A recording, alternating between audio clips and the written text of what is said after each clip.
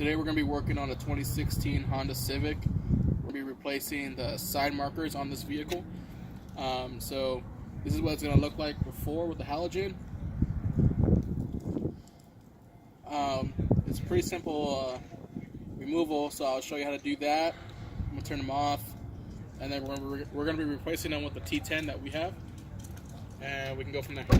Okay, so to get access to this here, you're going to have to kind of move this out the way. There's 3 screws. I already removed 2 of them, so I can get it pretty easy. So there's 1 screw here, 1 screw here, and 1 screw here. You're going to be using a Phillips to remove it out.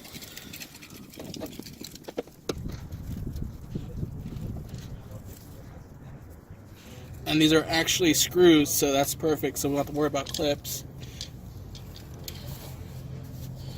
And move this out the way.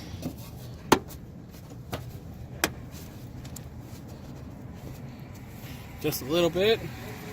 Okay, so now that you have this removed, peel this to the side here. You can access the bulb here. For me, I'm twisting to the right. And it comes out like this.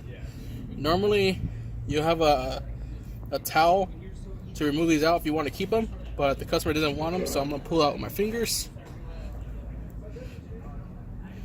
It was a little stubborn, but got it out. We're going to replace it with our T10s. Now we're going to test it to make sure that they work. So I'll test it and show you what it looks like. So this is what it's going to look like. As you can see, it's lit up. So now put everything back together and we'll go from there. Okay, so now once you have the bulb inside, you're going to want to push everything back into its original place.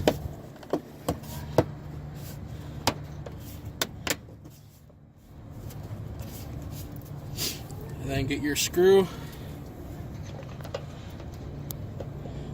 and secure it back in, and then you're going to put your other clips back in here.